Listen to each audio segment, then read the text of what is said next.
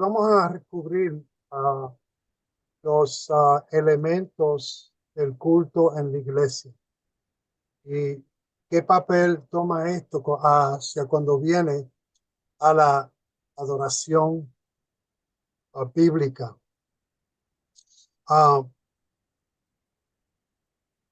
Para nosotros poder entender más la iglesia que el Señor estableció, especialmente cuando vemos el libro de los Hechos, cuando la iglesia comienza a desarrollarse, analizamos la adoración de la iglesia, cómo la podemos ver en el Nuevo Testamento. Entonces hay varias cosas. Yo no sé, cada iglesia me imagino que debe definir lo que significa discernimiento, o mejor dicho, decentemente y en orden. Cada iglesia tiene su definición de lo que es decentemente y en orden, pero a la misma vez tiene que ser una definición respaldado con principios bíblicos. Toda iglesia es diferente, tiene cierta, no sé, protocolo, se dice, de cómo uno establece su adoración dentro del servicio en la iglesia, en el templo, mejor dicho. So, para repasar la naturaleza de la adoración, ya ustedes saben, si se acuerdan algunos de los conceptos que la adoración debe tener en nuestras vidas, solos, en grupos y en la iglesia.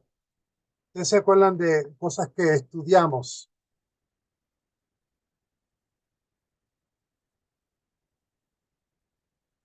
¿Alguien que me pueda decir?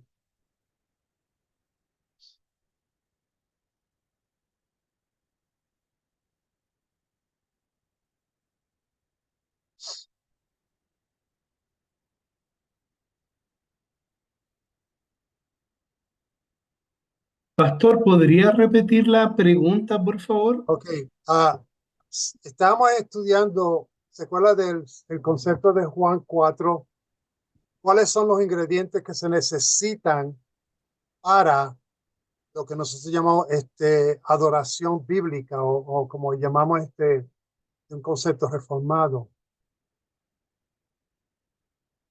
Hay unos puntos que son importantes, ingredientes, vamos a ponerlo así, que uno debe tener cuando viene a la adoración.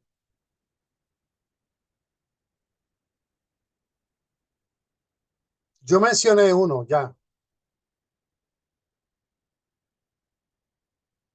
Ya mencionamos decentemente y en orden. Y hay dos más que son bien importantes. ¿Se acuerdan? ¿Cómo es la adoración?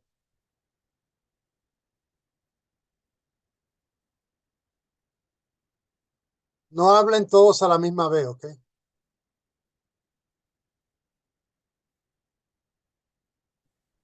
En espíritu y en verdad. Ok, ese es uno. Ese es segundo, decentemente en orden, espíritu y en verdad. Y otro más que es bien importante para nosotros.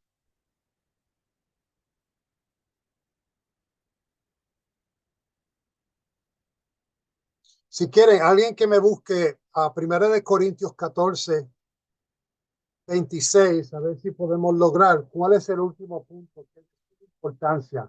1 Corintios,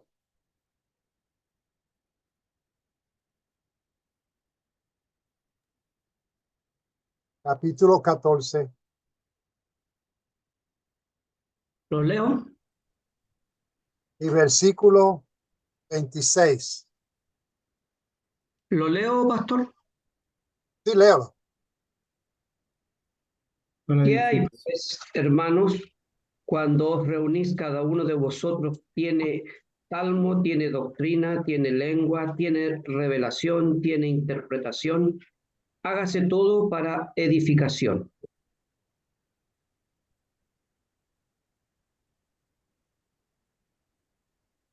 ¿Cuál es el punto ahí?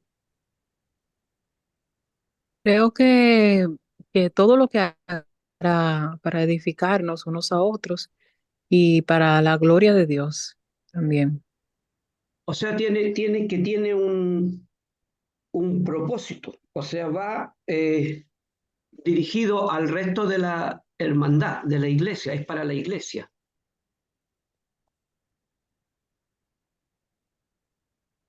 O sea, el don que yo tengo es para ser compartido, así lo entiendo.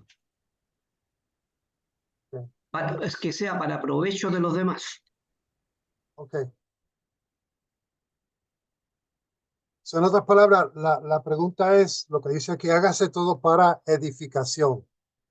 Fue lo que dijo el hermano, para el beneficio de todo el mundo. So, aquí tenemos decentemente en orden, espíritu y en verdad, y para edificar al pueblo de Dios y también edificarse a uno mismo. ¿Okay? Ay, so ya que tenemos eso en mente, al determinar qué se entiende por adorar a Dios en espíritu y en verdad, hay varios ingredientes que nosotros podemos usar. Primeramente, este implica adoración de acuerdo con la naturaleza de Dios. ¿Se acuerdan que yo le dije a ustedes, a una de las preguntas que yo le hice a ustedes al principio fue, ¿qué era la deidad? ¿Y qué papel tenía Cristo en la deidad? ¿Y por qué eso es importante? ¿Y cuál es la razón para conocer la deidad? Por qué es importante a cuando viene a la adoración?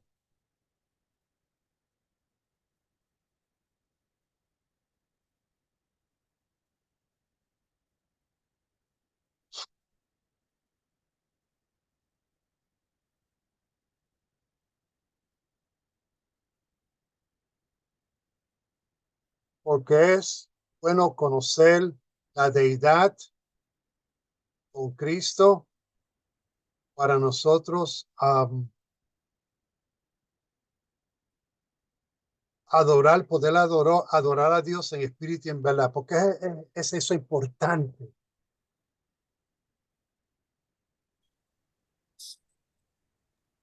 Bueno, doctor y hermanos presentes, hemos hablado en clases anteriores que la adoración no está sujeta a un recinto, a un templo, que era el tema de conversación entre la mujer samaritana y Jesús, sino que Jesús le dice que viene la hora y ya es la hora, de hecho se lo dice Jesús, que cuando los verdaderos adoradores van a aparecer y van a adorarlo en espíritu y en verdad, ya no es dedicarse o a ir a un lugar específico, sino que la vida entera es de adoración. O sea, hemos hablado, hemos dicho varias veces una frase que dice que la adoración es un estilo de vida, que es la verdadera adoración, o sea, que no está sujeta a un templo, a un recinto, a un lugar, sino que es 24/7. A eso se refiere a la verdadera adoración.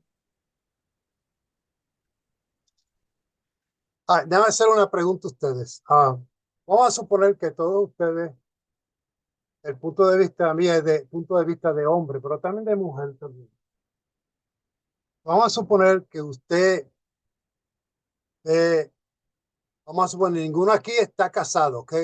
Ustedes son jóvenes, tienen 23 años y ven una muchacha, o para la muchacha ven un hombre o ellos, el hombre la ve.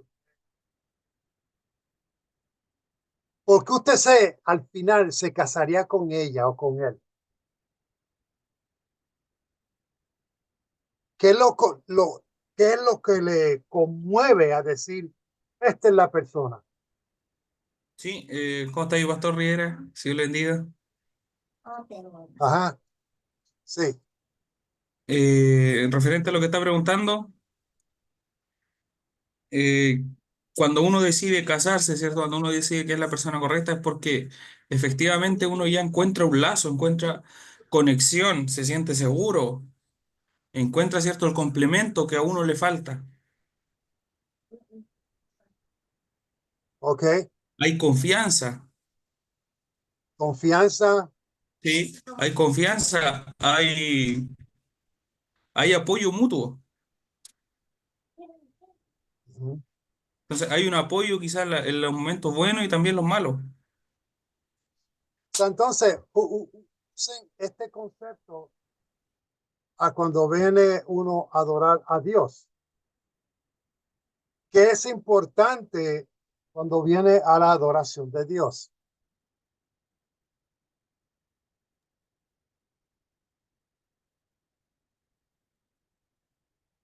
La confianza que Esta es nos, la clave, esta es la que- Confianza, clave.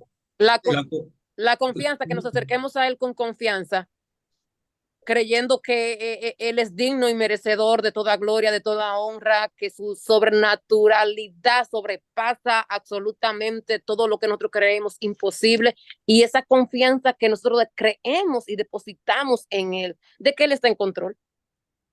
Ok. So, en otras palabras, la razón por la cual nosotros adoramos a Dios es porque, ¿qué? Noten la relación que tenía el Señor con su Padre. ¿Qué era lo que él tenía? Comunión.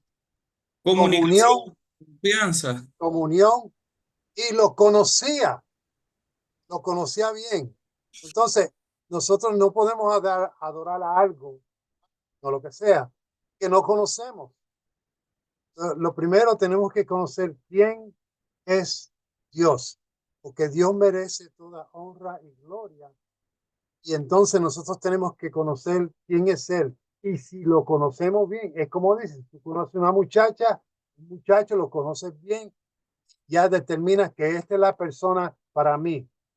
Ahora, lamentablemente para las relaciones entre el hombre y mujer no siempre funcionan, pero cuando viene a lo espiritual entre Dios, tenemos que conocer quién es Dios y por qué lo estamos adorando. ¿Ok? Ese es un punto bien importante. Hay una diferencia también entre la adoración en el Antiguo Testamento y en el Nuevo Testamento. En el Antiguo Testamento era más que Era más ritualista y más de hacer, o sea, más de hacer exactamente, era más físico, mientras que en el Nuevo Testamento um, uh, la iglesia participaba en la iglesia primitiva, era más una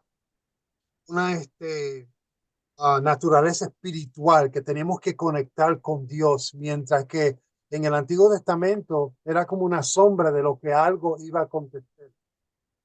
El hombre dirigía casi todo eso. Teníamos la ofrenda, estaba el sumo sacerdote, estaba todo eso, y eso era lo que nos estaba enseñando a nosotros, que algo más íntimo iba a venir, que no simplemente era un sumo sacerdote que tenía sus faltas, sino que era el mismo Hijo de Dios que iba a ser nuestro sumo sacerdote. ¿Okay? Now, ahora vamos a volver a ver actividades en el culto en la iglesia. ¿Okay? Yo voy a enviarle a ustedes, está desarrollando taller que yo quiero que repasé con la iglesia para los dirigentes de la música, porque vamos a estudiar un poco de la música. Yo quiero enviarle a todos ustedes para que lo tengan y lo pueden usar si desean. Importancia de los músicos en la iglesia. Pero eso viene después, que les voy a enseñar. Pero ahora quiero que ustedes busquen el Salmo 22.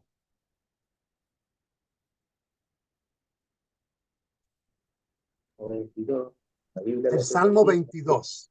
Alabanza. En alabanza de la vida, Dios habita en alabanza. En alabanza de la vida. Sí, ya.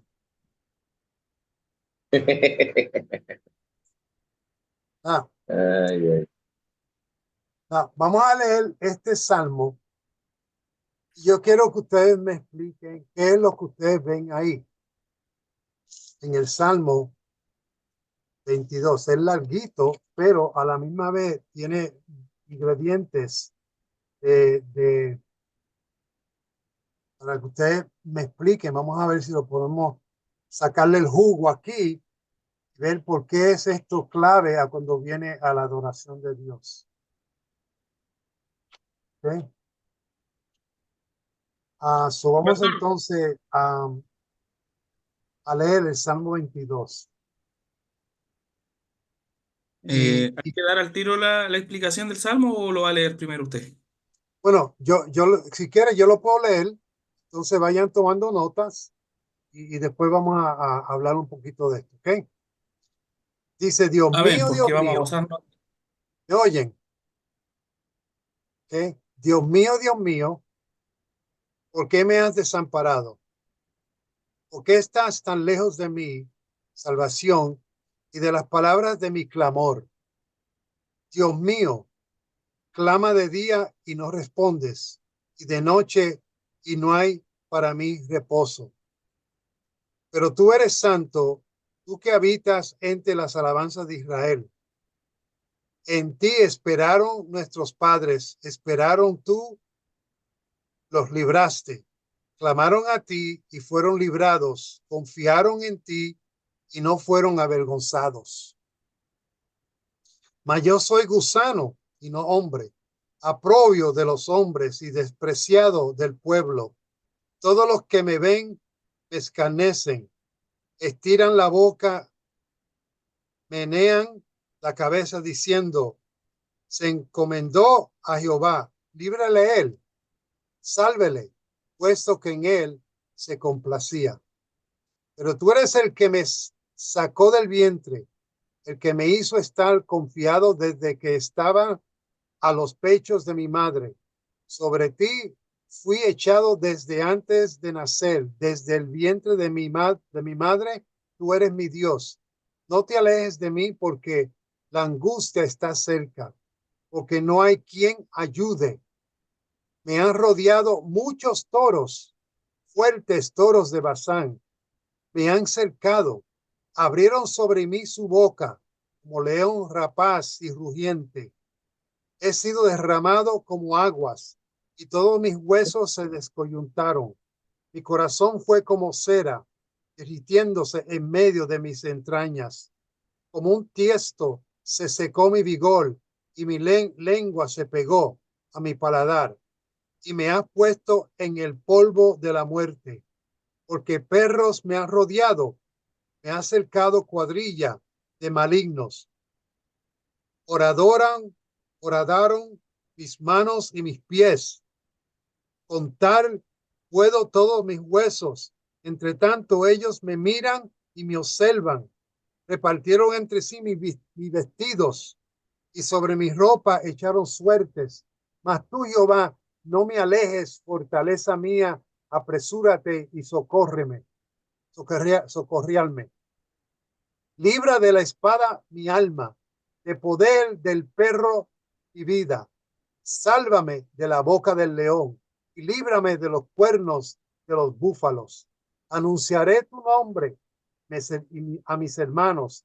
En medio de la congregación te alabaré. Los que temáis a Jehová, alabarle, glorificarle, descendencia toda de Jacob, y temerle vosotros, descendencia toda de Israel, porque no menospreció ni abominó la aflicción del afligido, ni de él escondió su rostro, sino que cuando clamó a él, me oyó. De ti será mi alabanza en la gran congregación. Votos pagaré delante de los que le temen. Comerán los humildes y serán saciados. Alabarán a Jehová los que le buscan. Vivirá vuestro corazón para siempre. Se acordarán y se volverán a Jehová todos los confines de la tierra. Todas las familias de las naciones adorarán delante de ti. Porque de Jehová es el reino y él regirá las naciones. Comerán y adorarán todos los poderosos de la tierra y postrarán delante de él todos los que descienden al polvo, aunque el que no puede conservar la vida a su propia alma. La posteridad le servirá. Esto será contado de Jehová hasta la postrera generación. Vendrán y anunciarán su justicia a pueblo no nacido aún, anunciarán que él hizo esto.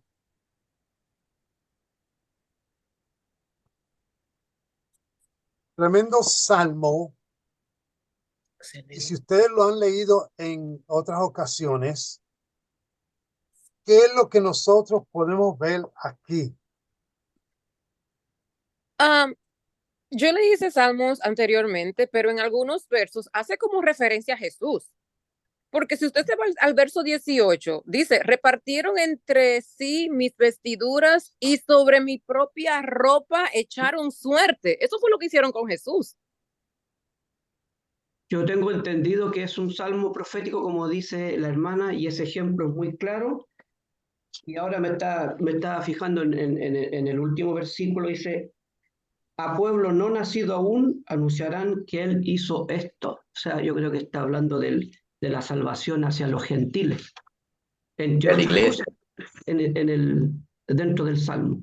Y si te vas otros versos también más atrás, hace referencia con lo que pasó Jesús en el camino al Calvario o cuando estaba en el Gólgota. Para mí eso es como un salmo profético de lo que iba a acontecer. Es un salmo mesiánico, ciertamente. ¿Alguien más? Sí, pero además Jesús también lo cita cuando estaba en la cruz, ¿o no? Dice, Dios mío, ¿por qué me has abandonado? Eso también lo dice. Ya, buenos puntos. Es que ahí se está ¿Alguien cumpliendo. más?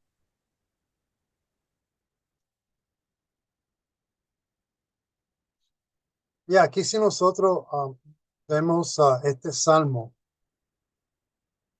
exactamente como muchos han dicho, que esto tiene algo profético y como que vemos pasos que el Señor pasó, por ejemplo. Dios mío, ¿por qué me has desamparado? Otros más que dicen que Él no abrió su boca. Y otros versículos que nos dicen que algo está pasando aquí. Ahora, yo quiero que ustedes busquen el libro y manténganse en la mente el Salmo 22, pero vamos a buscar el libro de Lucas y vamos a leer unos cuantos versículos y yo quiero que alguien me lea eso. Lucas 22. Lucas 22. Y vamos a buscar a leer del 14 al 20. 14 al 20, amén. Sí, el Dice, 22, del 14 al 20. ok, dice, cuando era la hora, se sentó a la mesa y con él los apóstoles y les dijo, ¿cuánto he deseado comer con vosotros esta Pascua antes que padezca? Porque os digo que no la comeré más hasta que se cumpla en el reino de Dios. Y habiendo tomado la copa, dio gracias y dijo, tomad esto y repartidlo entre vosotros, porque os digo que no beberé más del fruto de la vid hasta que el reino de Dios venga. Y tomó el pan y dio gracias y lo partió y les dijo, diciendo, esto es mi cuerpo que por vosotros es dado, haced esto en memoria de mí. De igual manera, después que hubo cenado, tomó la copa diciendo, esta copa es el nuevo pacto en mi sangre que por vosotros se derrama. Ok. Ahora, yo quiero que ustedes, vamos a ver si nosotros, ahora me viene a mi mente, Jason, a ver si nos ayuda a dividirnos en grupos. Entonces, yo quiero que ustedes estudien estos dos, el Salmo 22 y aquí en Lucas. Y quiero que ustedes saquen algunos puntos, si esto tiene relevancia el uno al otro, y qué podemos, cómo lo podemos comparar y por qué es esto importante cuando viene a la adoración. Nos quedamos 25 minutos, lo que sea, discutiendo esto. Esto ya no Hermano, lo tenía yo, en mente, pero vino ahora mientras estaba estudiando, viendo esto. Iba a hacer esto tarde, pero quiero hacerlo ahora, ya que estamos descubriendo estos dos versículos, estos dos capítulos y parte de capítulos. Y yo creo que va a ser una bendición mientras está fresco en nuestra mente. Ok. Ok, bendiciones. Creo que ya casi todos nosotros estamos de nuevo. Quiero saber cuántos grupos se hicieron. El grupo, ¿Cuántos? tres Tres grupos. grupos. Ok. All right. So vamos a comenzar.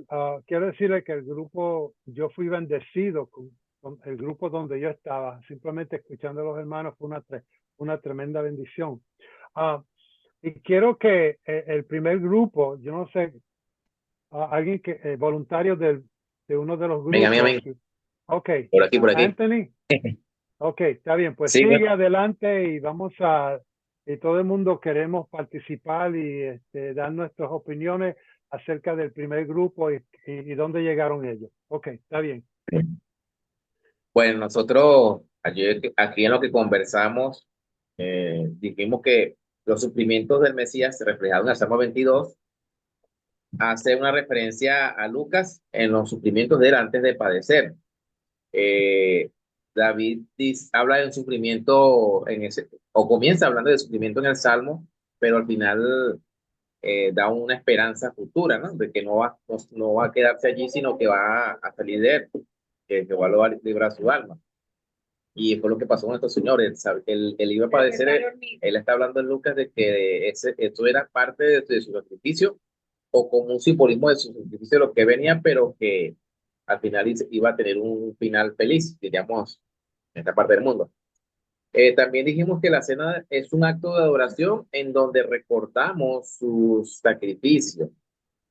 También conversábamos que el sufrimiento no es el final, sino es, no es el final del camino, sino parte del propósito de Dios. O sea, parte del propósito de Dios era que Jesús padeciera, así como lo dice el Salmo 22. También hablamos acerca de que en la cena de Señor, de alguna manera nos hacemos parte del sacrificio de Cristo, que era lo que estaba padeciendo David eh, allí. También dice que el desprecio que David manifiesta en el Salmo 22, Cristo lo padeció, pero también somos parte de ese sufrimiento, ya que somos de lo que Jesús llamó las ramas secas. O sea, si Cristo lo dijo, si al árbol verde le hacen estas cosas, hablando de su padecimiento, cuanto más a nosotros. O sea, no podemos esperar menos de lo que nuestro Señor padeció. Como dijo alguien por allí, si Cristo llevó en esta vida una corona de espinas, que nos garantiza a nosotros que no nos vaya a pasar igual. Pero así como Jesús atravesó el sufrimiento y al final tuvo la recompensa, que es nombre sobre todo nombre, y tuvo herencia entre sus hermanos, tuvo hijos que Dios le dio, también para nosotros hay un final esperanzador. También hablamos de que hay un propósito en los sufrimientos en esta vida. O sea, Jesucristo no padeció en vano, sino que hubo un porqué, una razón. Conversábamos sobre que expresar nuestra angustia y duda también nos enseña a confiar en Dios. O sea, nosotros no podemos reprimir lo que sentimos, sí podemos expresarlo, pero también el salmista dice, eh, habla de que de ti será mi alabanza en la congregación, ¿no? Y cuando él dice, mas yo soy gusano y no hombre, él está hablando de una vulnerabilidad. Nosotros decíamos que así como un gusano se arrastra en la tierra y viene una persona y lo pisa, lo mató. Se está hablando de una vulnerabilidad, o sea, él está reconociendo que él no puede allí con una situación X. Y nosotros también tenemos que reconocer que tenemos cierta vulnerabilidad en algunas ocasiones, ¿no? También hablábamos de que estos pasajes nos invitan a participar y recordar nuestro compromiso con Él, que es lo que hacemos en el acto de la Cena del Señor, un recordatorio de su muerte, de su padecimiento, muerte y resurrección, y también renovar nuestro compromiso con Él mediante ese acto de adoración.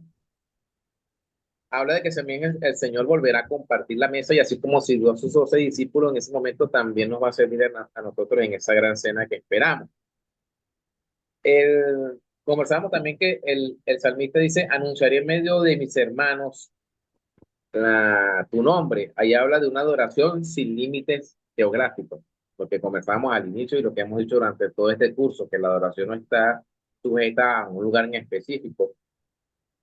Conversamos también que la adoración, o sea, que la adoración es a pesar del momento, o sea, que no está sujeta a si estamos bien o si estamos mal, sino que en medio de se debe dar la adoración. Y también dijimos que el salmista sabía que Dios haría por él y que todo era parte de su plan. Y finalmente dijimos que la adoración radica o tiene como centro el sacrificio de Cristo, porque al final del día es el sacrificio de Cristo lo que nos da acceso al Padre para poder adorar, como dice en el libro de Hebreos, acercarnos confiadamente al trono de la gracia. Eso fue lo que conversamos en el grupo. Muy bien, ¿alguien tiene alguna pregunta para el primer grupo o comentario?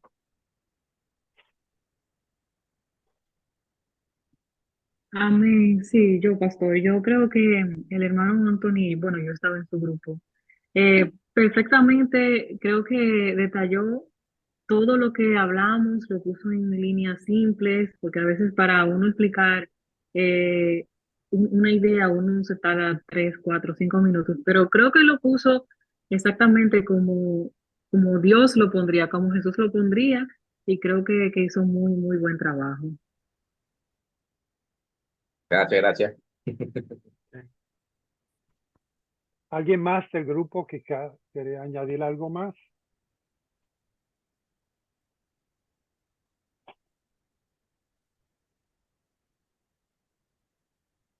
Si no, podemos ir al grupo número 2.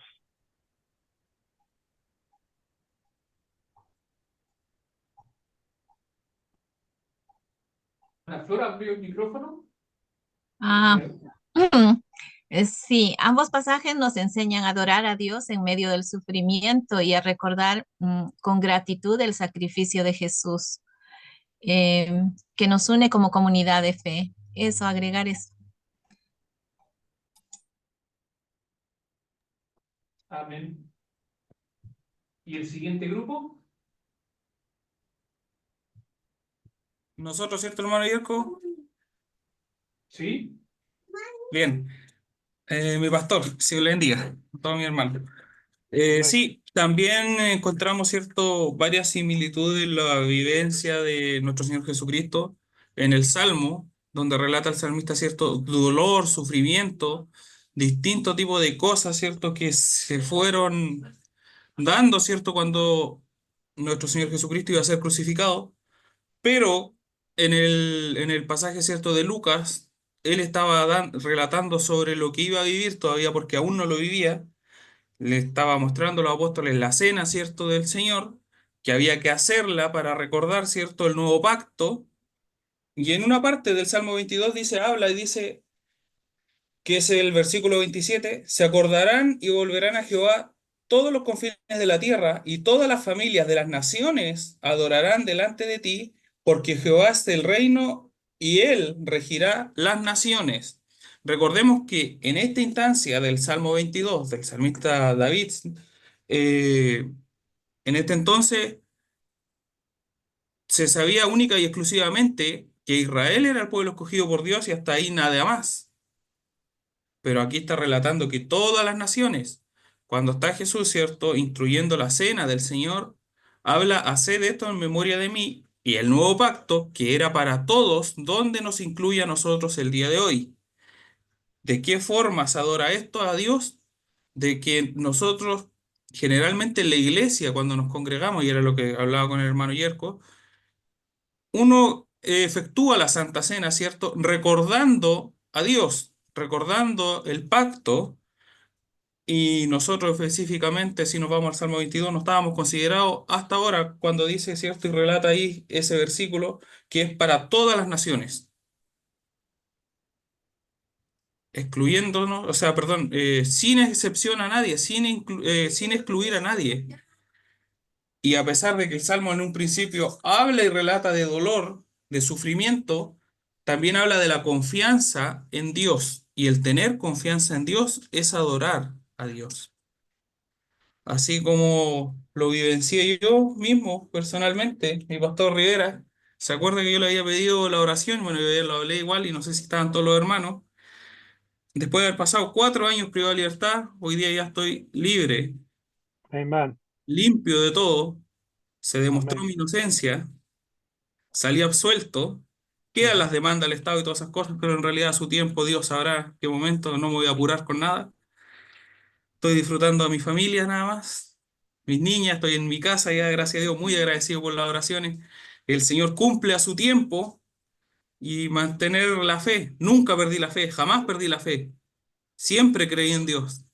Sí, de repente yo decía, ¿en qué momento? ¿Cuándo va a llegar? Bueno, el Señor sabrá. 4 años pasaron. 4 años donde no estuve en mi casa. 4 años donde estuve privado de libertad siendo culpado por algo que yo no cometí. Y hasta que se demostró la verdad. Amén. Y que muy agradecido por Dios, mi pastor. Qué bueno. Qué bueno es el Señor. Amén. Amén. Amén. Tenemos que darle honra y gloria a nuestro Señor Jesucristo y creo que hoy vas a dormir bien tranquilo. Amén, amén. Amén, amén. Está muy bueno, muy bueno. Ya, como dice, you made my day, como dice el americano. Ok, el grupo número 3.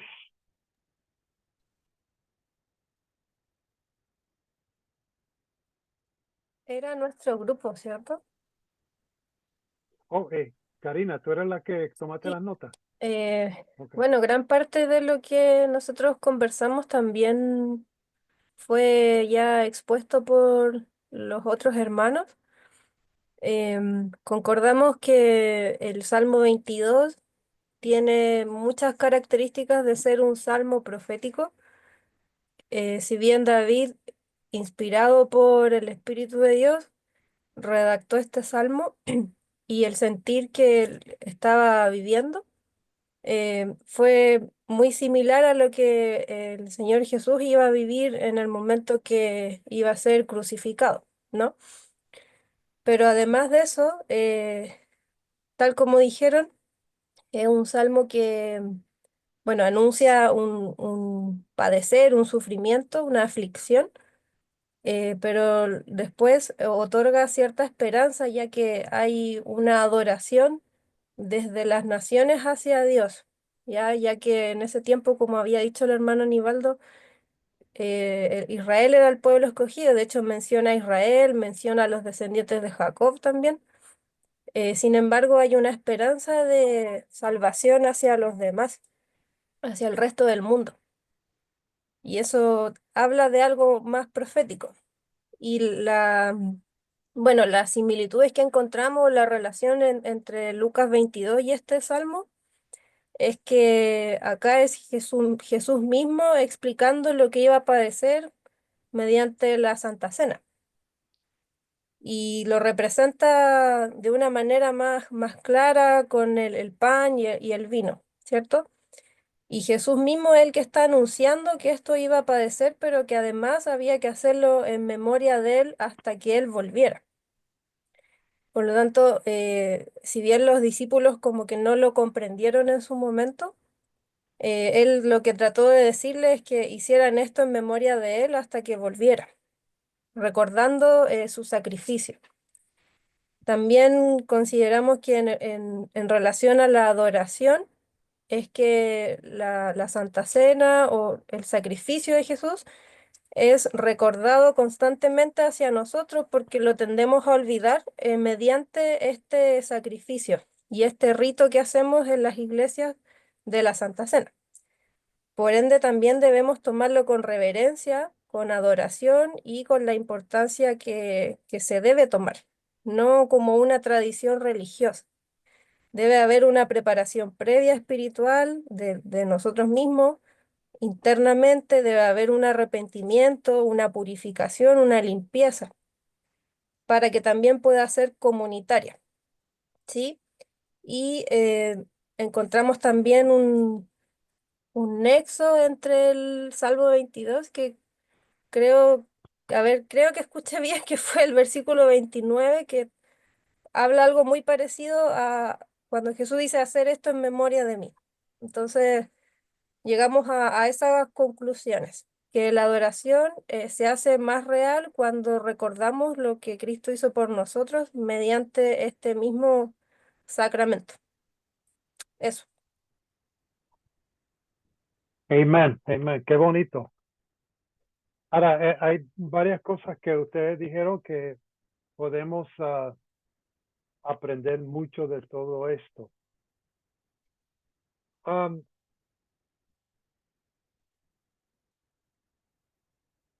La cena, ¿cuántos de ustedes celebran la cena una vez al mes?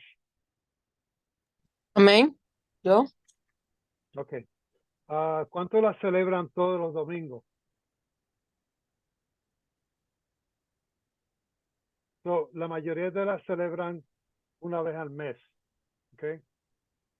Hay iglesias, yo no sé, el hermano, creo que Miguel, no sé si fue el hermano Miguel, que usted me dijo que, nos dijo a nosotros que algunos lo celebran todos los domingos, ¿no? No, hablando sobre los católicos, O los católicos, ok. Y que creo que también, yo estudié con un muchacho en el seminario que él era episcopal y creo que ellos lo celebraban todos los domingos también, la Cena del Señor. Para aquellos que vienen de un trasfondo, de un fondo católico, quizá ustedes la celebraron en una misma manera todos los domingos. Aquí no estamos diciendo que es bueno todos los domingos, una vez al mes. El punto clave es que nosotros conocer lo que significa la Cena del Señor. Ahora ustedes ven que nosotros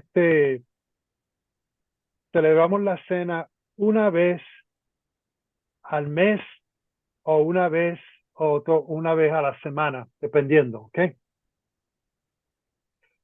Now, ustedes dijeron que ustedes celebran la cena una vez al mes, la mayoría de ustedes, ¿sí o no? Sí. Ok. Ahora, ¿cuándo se debe celebrar la Cena del Señor entonces? Bueno, los cristianos primitivos lo hacían de acuerdo con las escrituras y la historia de la iglesia todos los días. Sin embargo, no hay un mandato expreso en el Nuevo Testamento que se haga de esa manera. O sea, ya es algo interpretativo, o sea, el mandamiento es interpretativo. La importante es cumplir con el mandamiento. Es como el bautismo. Dice que es por inmersión, pero tampoco nos dice si es una sola vez que hay que sumergirnos, porque la fórmula bautismal dice que es en el nombre del Padre, del Hijo y del Espíritu Santo. Y yo he escuchado, ¿no?, de parte de un hombre como Samuel Pérez Milos, que hay congregaciones que sumergen a la persona 3 veces, una por cada persona de la Trinidad. O sea, no hay el mandamiento no tiene detalles, solamente se dice que se hagan. Entonces, él pasa lo mismo con la cena. No hay un mandamiento expreso de que sea todos los domingos o cada vez que nos reunamos, pero sí que se haga con regularidad. Ok, el Señor estaba sentado con sus discípulos o semi acostado. Lo primero que él toma es ¿qué? El pan. El pan, ok. ¿Y por qué usa el pan? Entonces lo que él usó el pan que todos los discípulos sabían lo que era ese pan, porque lo usaban regularmente. Ellos lo tocaban, lo comían quizás todos los días. Ese es el punto. Después que toma el pan, él viene y lo ¿qué? Lo parte, ¿Y qué más? lo repartió. Él no lo bendijo antes de eso. Lo bendice. Ay, bendice el Dijo, pan y después lo parte y se lo da a los discípulos. Todos los discípulos toman un parte de ese pan, ¿sí o no? Amén. Ok, sí. now, ¿quién es el pan? Cristo. Cristo, el mismo dijo, yo soy el pan que descendió del cielo. Oh, Cristo es el pan. Amén. Ah, Cuerpo de Cristo. Noten que él toma el pan y lo divide entre ¿qué? En pedazos para ¿A ser los qué? a los discípulos para ser repartido. Ok. Y si él es el pan, él es el qué de nosotros. ¿Nosotros somos qué? El cuerpo de Cristo, ¿El cuerpo de qué? de Cristo. De Cristo. Él es la cabeza. Pero en sí, él cogió y repartió el pan entre los hermanos, los discípulos. No, ¿qué creen ustedes que está diciendo él en ese momento cuando él toma el pan y lo reparte? Este es mi cuerpo que va a ser partido y molido por ustedes. Porque eso es lo que le iba a acontecer. Oh, ok. So ahí está haciendo algo también. ¿No creen ustedes? Esto no voy a encontrar esto en la Biblia que lo dice ahí como lo dice el pastor Rivera, ¿ok? So, yo no quiero que después comiencen a hablar de mí feo. Pero usted toma, mire, usted toman el pan, noten lo que el Señor le está diciendo aquí a ellos. Tomen el pan, ellos van a participar del pan, pero está haciendo algo también evangelístico, ¿sí o no? Amén. ¿Ah? Amén, amén. Y por todo el mundo. Y predicad el evangelio. ¿Y quién es el evangelio? Jesucristo. Noten que él está dando a todos ellos, pero aquí hay otro punto bien importante también. Él está haciendo una relación íntima ¿con quién? Con los discípulos. Con los discípulos. Y los discípulos representan ¿quién? A todo el mundo. Exacto. Ahora miren esto, hermanos. Escuchen bien. Para mí, según lo que yo veo, y noten en la Santa Cena se practica todos los días. ¿Entendieron eso? ¿Sí? No es que usted tiene que ir a buscar el vino, porque el vino representa la sangre de Cristo. Y la sangre de Cristo, aleluya, gloria al Señor, nos perdona a nosotros de los pecados todos los días. Estamos usando el vino todos los días, hermano, que es la sangre de Cristo. Y yo creo que muchas veces en las iglesias no le toman importancia. Muchas personas cuando ven, vamos a tomar la cena, se van para el baño. ¿Entendieron eso? O lo toman como que si lo que nosotros practicamos cuando tomamos la cena es lo que el Señor ha hecho en nosotros, pero lo que nosotros debemos practicar todos los días, porque tomamos del pan que es el Señor Jesús, tomamos de su sangre que nos perdona todos los días. La Santa Cena es algo que practicamos todos los días. Ahora lo hacemos como cuerpo para entender exactamente lo que significa.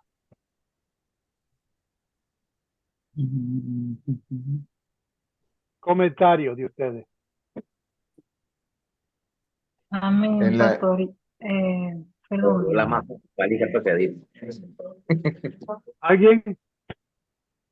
Sí, quería comentar. Michelle, ok. Amén, amén. Quería comentar, pastor, sobre lo que usted acaba de comentar, que a veces vemos personas, yo también lo he visto, que cuando se va a servir la Santa Cena, se van para el baño o salen afuera o siempre como que hay algo más importante. Pero aunque la Santa Cena es algo simbólico, como usted dijo, de lo que Jesucristo hizo por nosotros, entregó su cuerpo, entregó su sangre por nosotros para que fuésemos perdonados. Creo que cuando nosotros lo miramos de esa forma es porque realmente no estamos apreciando el sacrificio que Cristo hizo en la cruz por nosotros, de haber entregado su cuerpo, su sangre. Creo que ahí no estamos apreciando en realidad delante de Dios lo que Él ha hecho ya por nosotros y lo tomamos como algo que no tiene, como yo diría importancia, como bueno, ya el Señor lo hizo, ya pasó, ya yo soy salva, ya yo tengo perdón de mis pecados, pero realmente debemos de pensar en ese momento, yo tengo perdón de mis pecados, yo tengo salvación, pero porque alguien lo hizo por mí, porque yo sola no lo hubiera podido hacer. Entonces es un acto de obediencia y de adoración también, el entender que ese sacrificio tan valioso lo hizo alguien más por mí, alguien, o sea, la persona la única persona en realidad que lo pudo haber hecho se llama Jesucristo y no yo. Mm.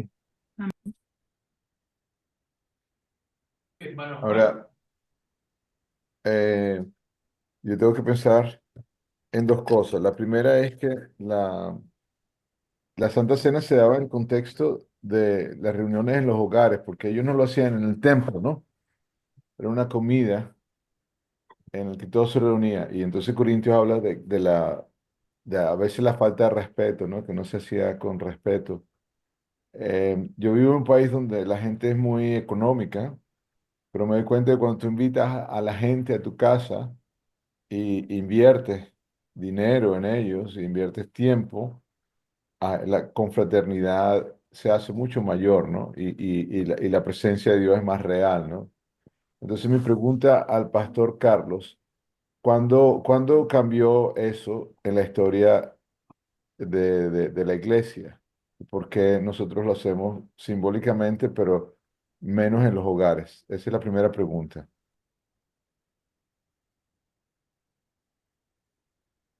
¿Cuándo se cambió de los hogares a la iglesia corporal? ¿Alguien tiene algún comentario sobre eso?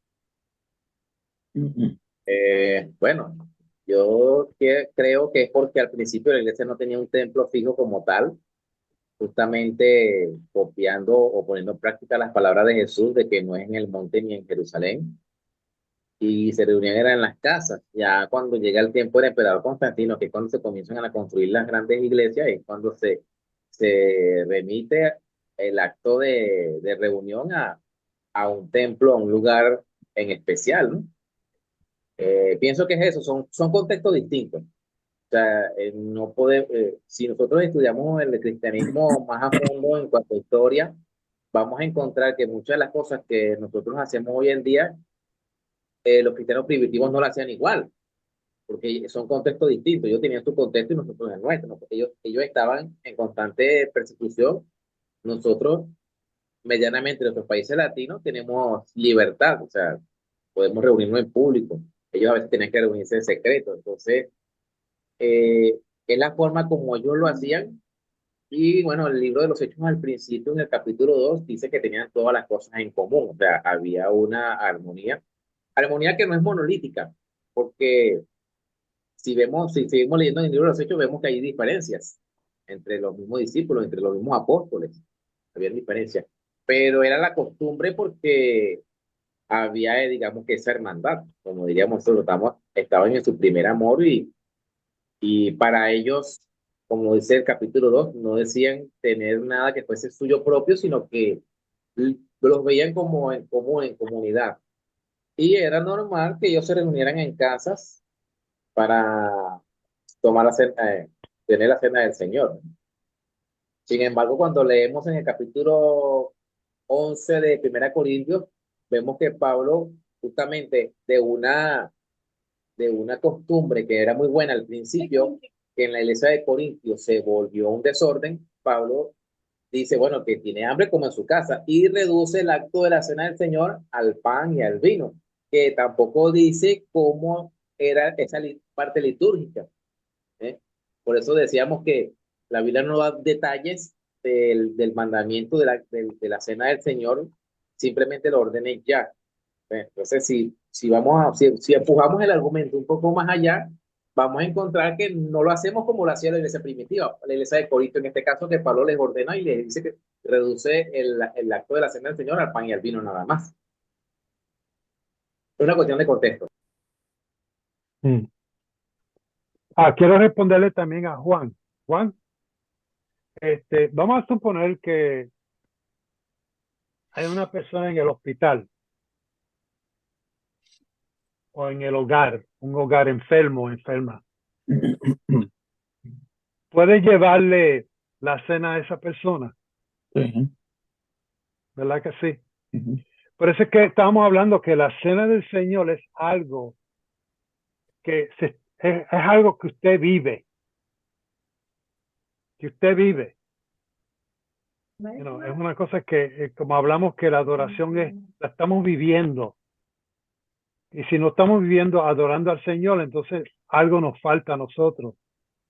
Porque es algo constante. Si alguien está enfermo, yo he hecho esto varias veces, voy al hospital y la persona hace tiempo que está en el hospital y uno va con una copita y le da la cena ahí mismito a esa persona.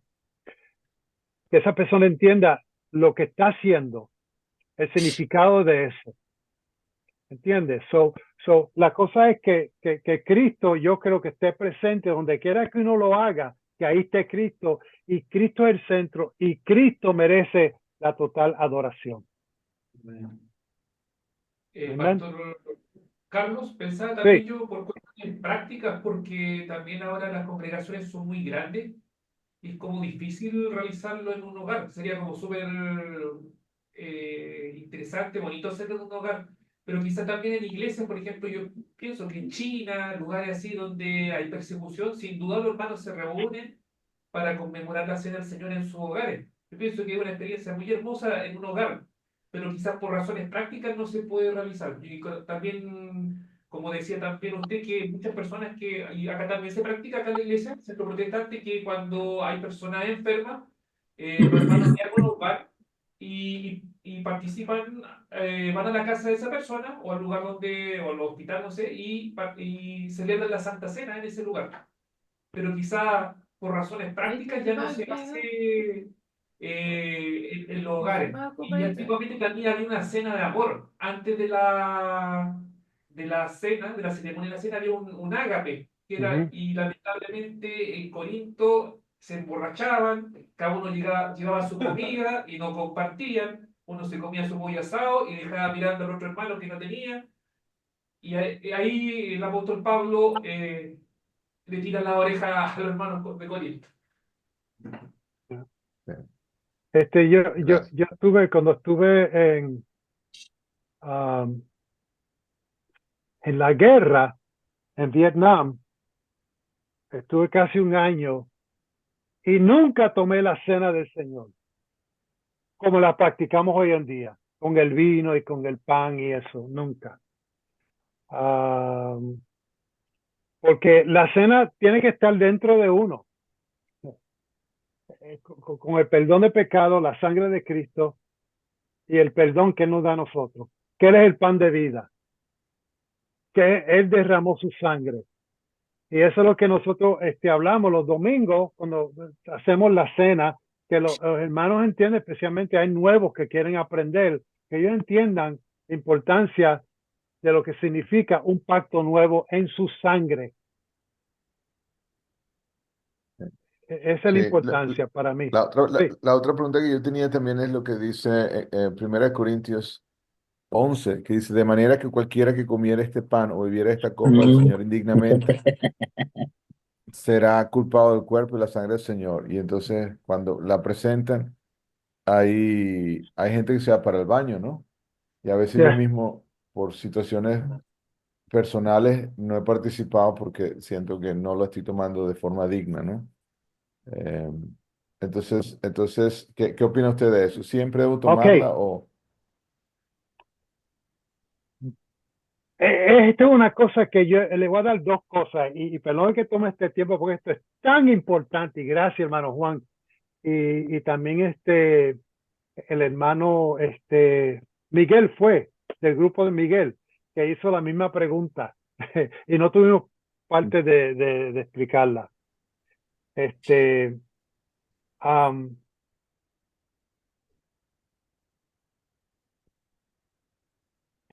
Toda persona, la relación, yo le estaba hablando de la cruz. ¿Se acuerdan que la cruz del Calvario comencé a dar una explicación que la cruz es así y así, ¿verdad? ¿Ok? Noten que para mí, según yo veo las escrituras, el Señor está haciendo varias cosas en la cruz del Calvario. Primero estaba cumpliendo profecía de lo que había escrito en el Antiguo Testamento que iba a acontecer comenzando con Génesis 3:15 en adelante. Ok. Otra cosa que él vino a hacer era, iba a morir por el pecado del hombre. Ok, eso vino a hacer. Otra cosa que él vino a hacer es para reconocer, para que todo el mundo conociera su Padre y que entendieran que si me ven a mí, ven el Padre. Ok. Now, otra cosa que él quería que ellos entendieran bien grande. ¿Cuál es el primer mandamiento? Amar a Dios. Ok. Con todo tu corazón, toda tu mente, con toda tu fuerza. ¿Y cuál es el segundo? A tu prójimo como a ti mismo. Amarás a tu prójimo como a ti mismo. Ok. Noten que para mí, cuando el Señor les tiró las manos, es como que él estaba uniendo a los hermanos y el vertical estaba trayendo la relación entre el hombre y Dios que se había rota. La comunicación volvió. Nosotros, cuando estamos tomando la Santa Cena, nosotros tenemos que reconciliarnos con nuestros hermanos y con Dios. Eso de que una persona dice, yo no estoy preparado para tomar la cena, tienes que tomar la cena siempre, aunque estés mal, porque entonces tienes que, para eso es para arreglar tu situación. Señor, yo no merezco tomar la cena hoy porque estoy mal. Sí. Explícame eso, yo no entiendo eso. ¿Cómo que estás mal? Para eso está ahí. ¿Qué dice el Señor? El que confiesa su pecado, él es fiel y justo. ¿Para qué? Para perdonarnos de qué. No debe haber ninguna excusa por la cual uno no tome la cena. Dice, si tienes algún problema con tu hermano, deja tu ofrenda ¿dónde? ¿Dónde? En el altar. En el altar. Vete, reconcíliate con tu hermano. ¿Ok? Y entonces ven y da tu ofrenda. Eso de que hermanos dicen, están yo he visto, me dicen, ay pastor, yo no sentí tomar la cena. Y yo digo, ¿y por qué? No explico. ¿Qué? El Señor no murió por ese pecado que tú cometiste. ¿Y qué dice el Señor? ¿Abogado tenemos para qué? Para con Dios. Exacto. En otras palabras, cuando uno no toma la cena, está diciendo que lo que el Señor dice en la Escritura está mal. Que Él no puede perdonarte, que tú hiciste un pecado demasiado grande que Dios no puede perdonar. Dios murió ¿por qué? Por todo ¿qué? Todos los... ¿Respetando a la humanidad? A menos que algunos de ustedes han cometido un pecado que yo no conozco y que Dios no puede perdonar.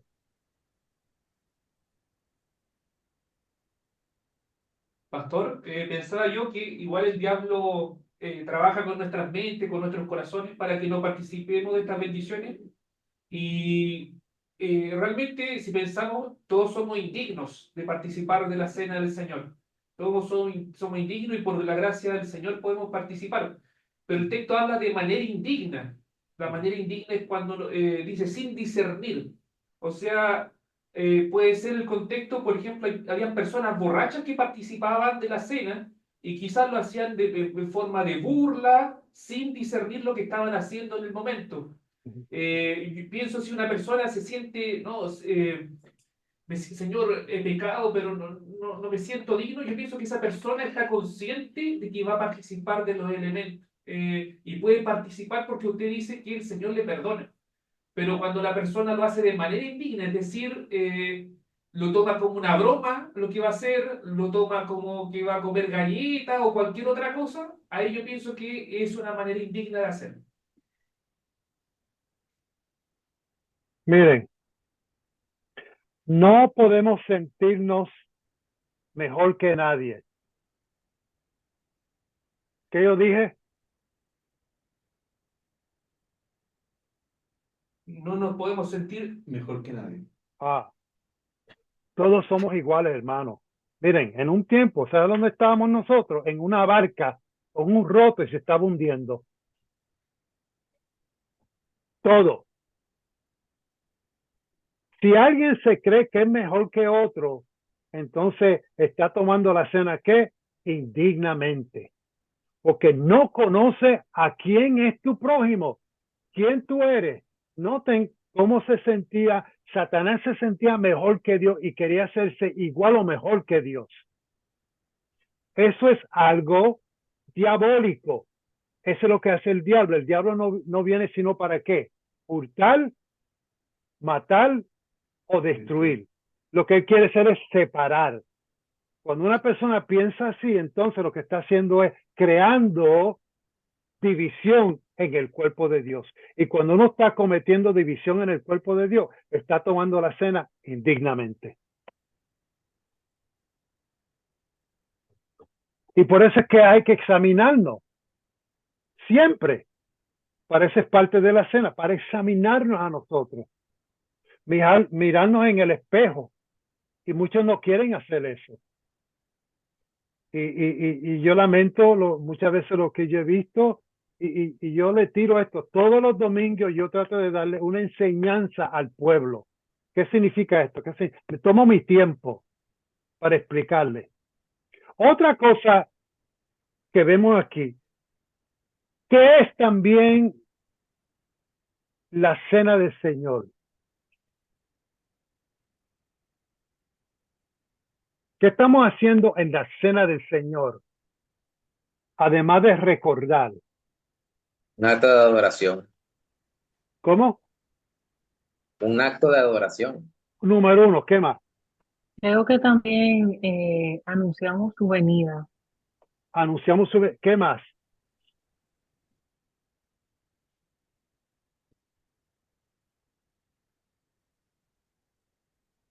Déjeme darle un ejemplo, porque el tiempo se va tan rápido, hermano. Yo no sé de ustedes, pero esto se va como telegrama este tiempo. Ok, miren. Yo me acuerdo, y ustedes me pueden dar sus ejemplos también, ok, que entrábamos al templo y cuando se terminaba el servicio, ¿cuántos de ustedes tienen la celebración de la cena después que se termina la predicación? Amén. Ok, la mayoría. Ok. Entonces, bueno, hermanos, vamos a estar en comunión. Todos calladitos, vamos a respetar, estamos aquí, vamos a tener la cena del Señor. Se canta un himno, que sea, todo el mundo viene, la música está tocando, te viene, toma el pan, la copa y la toma, se va a su asiento y después adiós al Padre Celestial. ¿Por qué? ¿Qué le estamos dando al Señor? Gracias. Y respeto, ¿no? ¿Qué es? ¿Sabe lo que es la cena del Señor? Muchas veces en esos servicios yo estaba pensando que estábamos celebrando la muerte de alguien.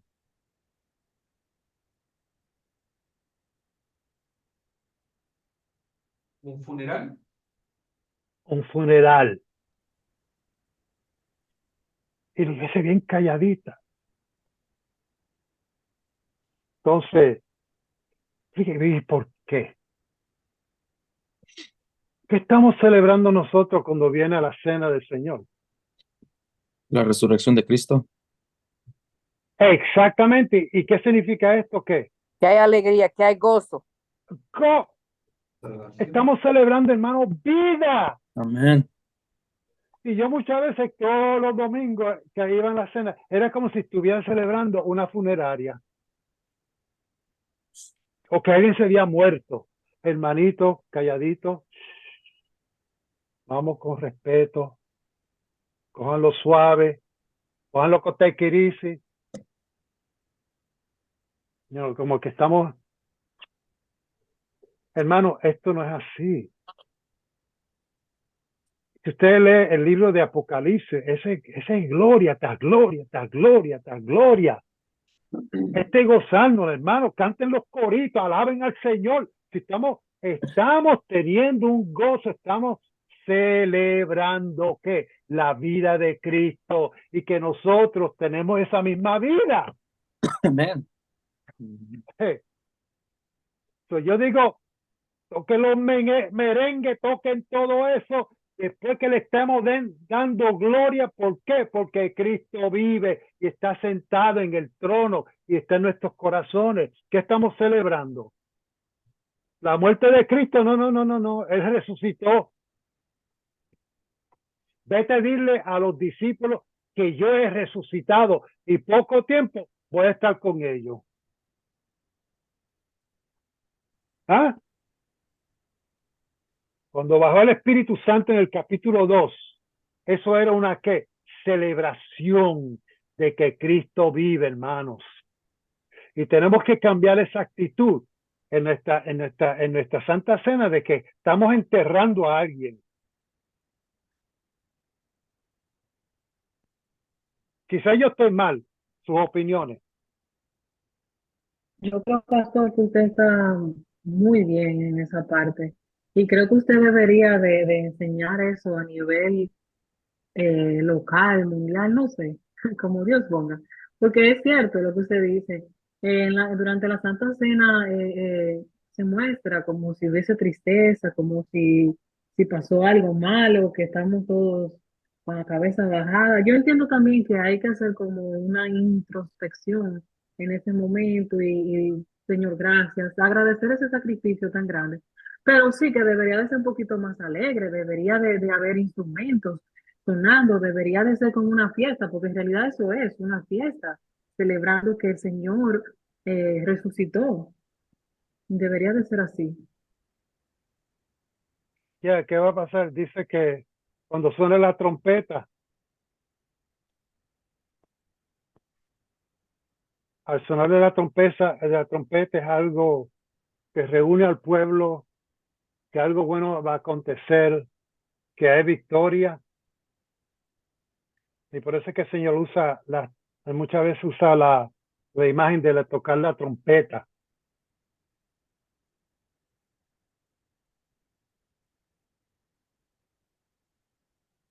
Amén. Amén.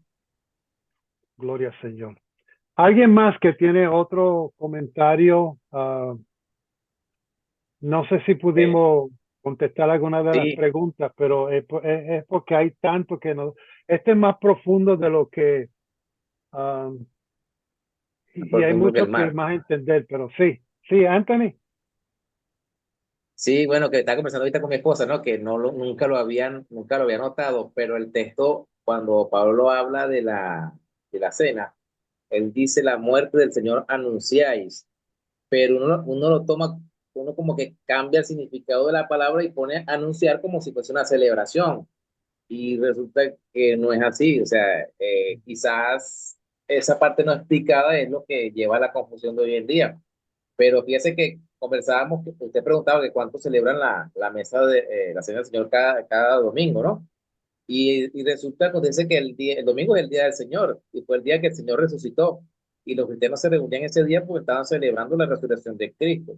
O sea, si la cena no es parte del domingo, del día de reunión, de celebración, entonces la cena del Señor no es el anuncio de la muerte, sino una celebración de su resurrección también. O sea, es el mismo evento, o parte del mismo evento, ¿no? Miren, hermanos, y usted, esta es parte de este curso. Nosotros vamos a pasar, no sé si en 2 semanas, vamos a estudiar la importancia de la música. Y se lo voy a decir desde ahora. En la música que nosotros cantamos hay un sinnúmero de disparates. ¿Ok? Cosas que nosotros cantamos pero no creemos. Cantamos el corito, hay poder, poder sin igual poder en Jesús, ¿verdad? ¿Cuánto usted lo ha cantado? Ok, lo cantan, ¿verdad? Entonces cuando están orando, ay Señor, mira lo que me está pasando, mira esto. Pero un momentito, tú no cantaste el corito ahora, hay poder, poder sin igual poder. ¿Ok? Y dice, yo vivo, Señor, porque tú vives. ¿Ok? Y en la Santa Cena lo están enterrando. ¿Ustedes entienden? Que todo esto muchas veces nosotros estamos adorando en una forma equivocada, hermanos. Estamos diciendo cosas que en realidad teológicamente no están correctas. Cantamos cosas que ni sabemos. ¿Puedo hacer Sí. una acotación? Lo que pasa es que yo creo que cuando tomamos Santa Cena, a lo mejor nos enfocamos justamente en la muerte de Jesús, pero deberíamos enfocarnos en que eso nos dio victoria a nosotros, porque gracias a eso nosotros hoy día somos salvos. Entonces, si nos enfocáramos como cristianos en lo que significó el sacrificio de Cristo, tendríamos el gozo en la Santa Cena. Amén. Amén. ¿Alguien más? Pastor, Hay iglesias. perdón. Perdón. No, ya hablé yo, habla. No, que cuando dice que proclamar la muerte, pues claro, es recordar que la sangre fue derramada, pero fue derramada para ese nuevo pacto, ¿no? Que fue derramada por nosotros, ese nuevo pacto. Entonces, ese nuevo pacto nos da ese gozo y esa alegría de estar en Cristo, ¿no? Entonces, cada vez que yo recuerdo su sangre se derramó por mí, significa que estoy en ese nuevo pacto, gloria a Dios. No es por obra, no es por nada, estoy bajo la sangre del Cordero, aleluya, eso me da gozo automáticamente, no estoy triste, al contrario. Entonces, sí Amén. proclamo la muerte, pero estoy proclamando la muerte porque estoy en el nuevo pacto, aleluya, qué bueno. Muy bueno. Quizás en otra ocasión vamos porque hay tanto que, como yo dije, este es un curso que debe ser clave en todas las iglesias, hermanos. No porque yo lo estoy dando, no, eso no tiene que ver nada con esto.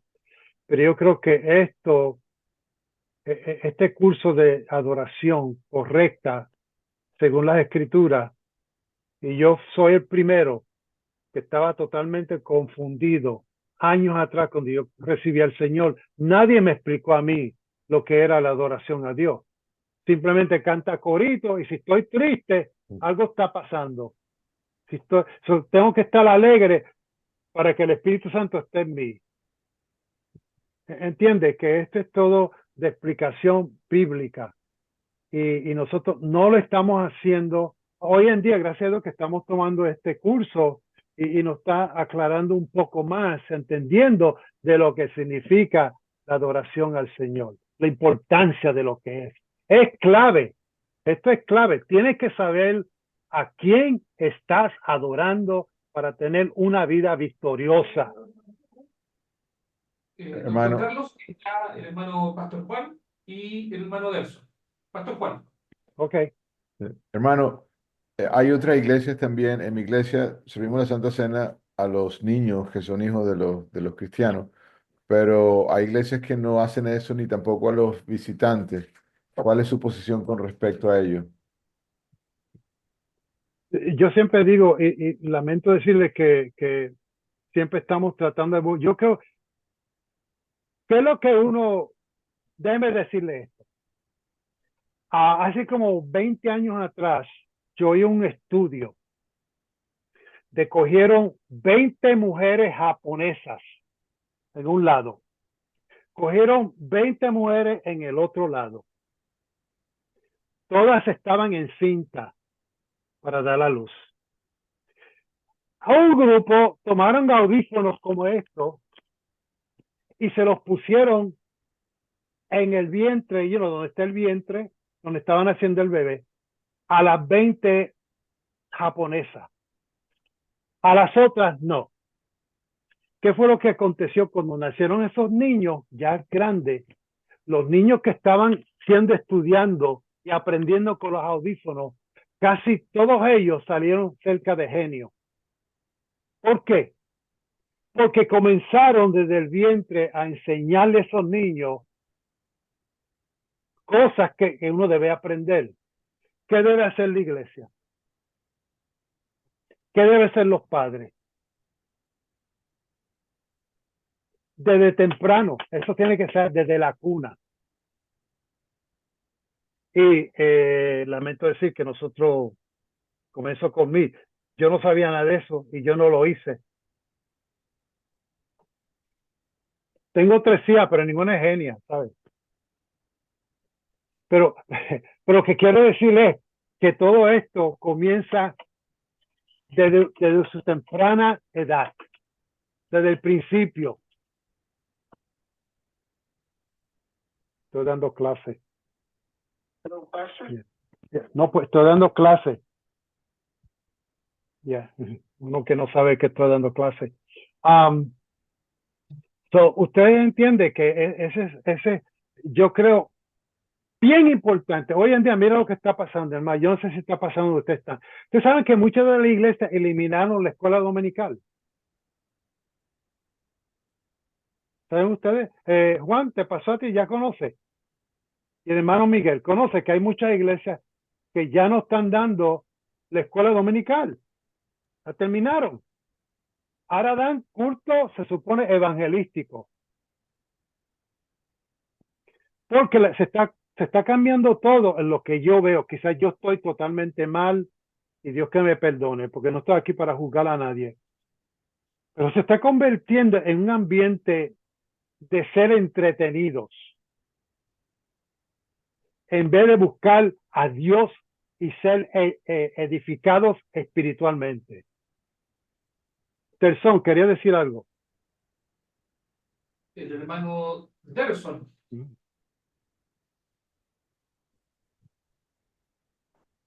Hermano Derson. Derson. Ok. Oui, muy buenas tardes, mis compañeros, especialmente nuestro doctor. Tengo una pregunta. La pregunta es sobre la cuestión de la Santa Cena. Según su enseñanza, la Iglesia o los cristianos deberían tomar la Santa Cena todos los días. Y mi pregunta en ese sentido, ¿cómo una persona puede tomar la Santa Cena mientras como esta persona como se sienta mal y como con una tristeza? ¿Cuál es su opinión sobre lo que dijo la Biblia? Por ejemplo, si una persona como no está en condición, no se puede acercar como la mesa. ¿Cuál es su opinión sobre eso? Y con tristeza, una persona puede tomar la Santa Cena igual. Nosotros hablamos un poquito, no sé si escuchaste antes, pero si ustedes leen el Salmo 51, eso nos da una explicación buena de qué pasa cuando una persona peca. Ese Salmo 51 fue escrito después que David pecó, cometió adulterio y ya ustedes saben lo que aconteció con la vida de él. ¿Qué fue lo que dijo? ¿Qué fue lo primero que él dijo? El día de mí, oh Dios. Se arrepintió. Porque él no podía tener una conciencia libre a menos que haya arrepentimiento. Y cuando hay arrepentimiento, uno se siente triste, lo que sea, uno va donde el Señor. El Señor sabe todas estas cosas. Antes de nosotros pedir, ya Él sabe. ¿Por qué te sientes triste? ¿Por qué te sientes así? vas al Señor y el Señor lo sabe todo. Señor, me siento triste, pero a la misma vez yo sé que tú estás en el cielo, y ahí es donde nosotros pedimos perdón y que Él nos ayude. Pero ese no debe ser ninguna condición por la cual usted no debe tomar la cena, porque para ahí está la cena. La cena nos recuerda de la sangre de Cristo, de lo que Él hizo y de lo que Él puede hacer, de Él que puede perdonarte, ayudarte, y te puede, y también te dice, vete, reconcíliate con tu hermano, como lo dice la palabra. ¿Entiendes? La lección está ahí, te lo dice todo en la palabra del Señor. Ya el tiempo se me ha ido. Wow, cómo se ve el tiempo, increíble. Hermanos, Doctor, discúlpame, permítame, ¿sabe por qué yo hace esa pregunta? Y porque a veces hay gente, como a veces yo hablé con alguna persona, la persona no tiene como conocimiento que durante como el mes, durante la semana, que no hice nada como malo, como pecado. Solamente en su conciencia, solamente no sentía bien solamente. Por eso es una causa para que no toman la Santa Cena. Es como yo veo que falta enseñamiento en las iglesias. Es como la persona, por ejemplo, tú estás aquí, durante la semana tú estás orando, buscando al Señor. El día domingo solamente tú no te sientas como su corazón como bien, no sienta como la paz. Por eso solamente usted no acerca a la mesa, no participa. Solamente por eso. No debe, mire hermano, todos nosotros, cualquier cristiano que yo pienso que está sirviendo al Señor, siempre debe sentir un poco de que yo no merezco, porque en realidad no lo merece. ¿No? ¿Quién de nosotros merecemos estar a la presencia de Dios? ¿Quién? Nadie. Nadie. Yo alguna vez me siento triste porque dice, Señor, porque yo no te conocí antes, porque yo no prediqué antes, porque yo no le dije a mi amigo del Señor y él murió, y porque yo no se lo dije. Siempre vamos a sentir un poquito de como que no merezco, y es verdad, no merecemos. Hermano, este es por la gracia de Dios, por la compasión de Cristo. Amén. ¿Entiende? Sí. Amén. Ok, yo le mandé no sé si ustedes lo recibieron, pero si ustedes tienen su correo electrónico, por favor enviármelo, porque yo tengo cosas que darle y no pude cubrirlas hoy, porque eso necesitaba que ustedes supieran lo que es. Yo espero que el hermano Orlando se lo pueda enviar a usted. Yo se lo envié a él para que se lo enviara a ustedes. Es la naturaleza espiritual de su adoración. Eso es lo que yo quiero cubrir la semana que viene, si el Señor lo permite. Y quiero que ustedes vayan aprendiendo, estudiando y viendo esos versículos para que los estudien y lo podemos discutir la semana que viene. ¿Ok? Deja ver si yo podemos, si el hermano Orlando o también Jason que está por ahí que me ayuda, me pueden enviar esto para ustedes para que lo tengan la semana que viene. ¿Ok? Ok, ya Ricardo, tengo voy a ponerlo ahí, me está dando se me fue. Ok. Doctor Anyway, Carlos, yo compartí una foto de una hoja que usted envió al pastor Orlando el día de ayer y le envié por WhatsApp a los distintos grupos. ¿Ese está es el bien, material ok. que existe o es otro? Ok, gracias Jason. Entonces yo la voy a mirar para entenderla bien, entonces se lo voy a enviar a todos ustedes para que la tengan y estudienlo durante la semana. Entonces el sábado que viene, si el Señor lo permite, vamos a hablar, porque esto tiene que ver con la naturaleza espiritual de su adoración. ¿Ok? Y eso es lo que vamos a estudiar, si el Señor lo permite, la semana que viene. ¿Ok? Ay, pues hermano, Dios le bendiga, Dios le guarde. Que no le tomé unos cuantos minutitos, pero es importante. Ustedes, como yo siempre digo, una bendición para mí. Y gracias al Señor le quiero dar. ¿Quién fue el que me dio ese testimonio de, no fue si, de que ahora no tiene carga ni nada de eso? ¿Quién fue? El hermano Nivaldo. Oh, el hermano, ok, hermano Nivaldo, A ver, ok. doctor, yo. Oh, míralo ahí, mira dónde estaba. Ok, Nivaldo, fue una bendición. Eso para mí, me da llena de alegría, A ver. ¿verdad? Y espero que todos tengamos esa misma alegría por nuestro hermano Nivaldo, que el Señor siga bendiciendo a él y su familia. Y Amén, gracias, doctor. fue una tremenda bendición. So, vamos a orar en este momento para despedirnos en oración para hasta la semana que viene. Padre Celestial, gracias te doy por los hermanos. Gracias, Señor, por lo que ha acontecido en la vida de nuestro hermano Nivaldo, Señor. Sigue tocándolo, bendiciéndolo junto a su familia, Señor. Y que vengan muchas bendiciones, Señor, por lo que ha acontecido. Sé los hermanos el resto del día y prepáranos para un tremendo servicio mañana en nuestras iglesias. En Cristo te lo pedimos. La honra y la gloria siempre sea para ti. Amén, amén y amén.